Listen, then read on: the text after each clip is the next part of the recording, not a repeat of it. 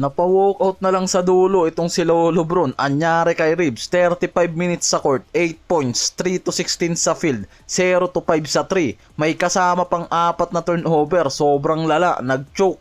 Si Lebron ang sumalo ng opensa ng Lakers, early pa lang. First quarter, meron ng 12 points, 2 to 3 sa 3. Sa overall naman, meron niyang 27 points, 12 to 17 sa field, 3 to 6 sa 3, plus 4 rebounds, 6 assists. Kung sino pa yung matanda, siya pa yung nag-uumpisa sa tempo eh. Ang problema, walang naging secondary scorer. Siya lang yung may 20 plus points sa game na yan. 4 lang sila halos sa lineup ang may double digit points. Si Hachimura, 18 points, 3 to 6 sa 3, 7 to 13 sa field. Siya lang rin halos yung sumabay sa efficiency na meron ng OKC Thunder sa 3-point area. Si Ayton may 10 points, 11 rebounds, double-double performance. Ang problema, hindi enough para mapigilan ang Thunder sa paint. Halos itong si Chet Holmgren yung nagdomina dyan. Samantalang si Smart may 12 points, 4 rebounds, 4 steal. Sobrang effective sana yung ginawa niyang depensa kay Shea dahil halos may 7 turnover na nakakomit dyan itong si SGA. Bumaba rin sa 18 points yung contribution niyan sa team offense. Talagang nalimitahan ng Lakers yan at very effective.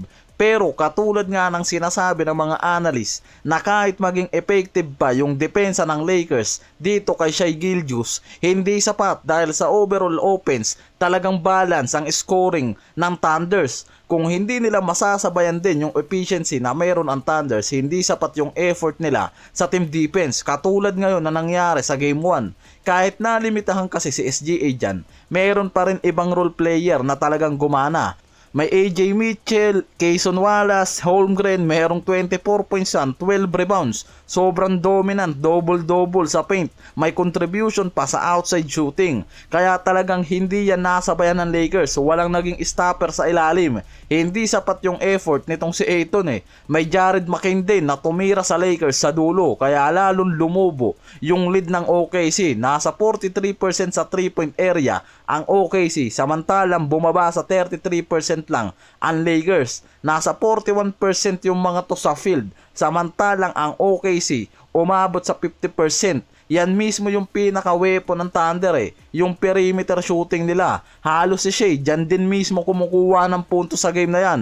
Kaya kahit off itong si SGA sa ilang possession, may ibang nag-lead sa offense eh. May Chet Holmgren, 20 plus points, double-double. May bench player tulad nila Mitchell, Williams, McCain na talagang nag-step up sa game na yan. Wala pang Williams ha. Samantalang ang Lakers meron pang 17 turnover na nakakomit dyan. Halos 20 points from turnover ang nakakuha ng Thunder sa kanila. Marami pang easy points from fast break yung nakakuha sa kanila ng Thunders. Hindi agad nakakaset ng depensa ang Lakers eh. Wala ring support si Smart sa team defense. Kaya nawawala yung momentum tuwing nagraran ang OKC. Kaya nakasabay pa ng bahagya ang Lakers sa first half, pero pagpasok ng second half, dyan mismo nagtuloy-tuloy yung run ng OKC Thunder na mismong hindi na nasabayan ng Lakers. Ang bench scoring kasi ng OKC nasa 34 points, samantalang nasa 15 points lang ang overall contribution sa bench ng Lakers. Kaya talagang sobrang layo eh.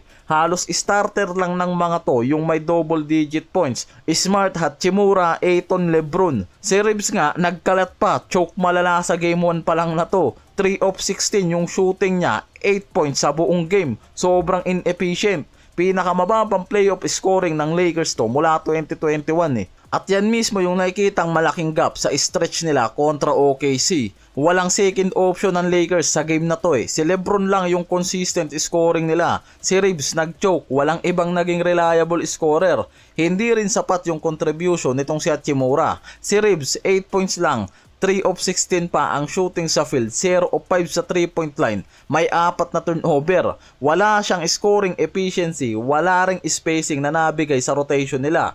Ang malala, na wala sa wisyo yung magandang ball movement ng Lakers simula nga nang dumating siya. Hindi sa akin galing yan based sa nabasa ko lang na article. Sa game 1 na nangyari, walang naging support si Lebron, hindi nakatulong si Reeves dyan. dapat siya ang secondary scorer pero naging liability siya sa offense nila. Si Luke Kennard sana halos nawala nga lang yung role niya. Hindi gaanong nagagamit dahil nga si Reeves bumalik na sa starting unit. Binaba ang touches ni Kennard ngayon, halos nasa 25 minutes pa rin naman. 7 points, 1 to 4 sa field, 1 to 3 sa 3. Pero sobrang baba ng shooting attempts niya kahit may minutes, hindi gaanong nakakakuha yan ng touches ngayon. At yan mismo yung nakikitang dahilan bakit kinakalawang uli ngayon itong si Kennard.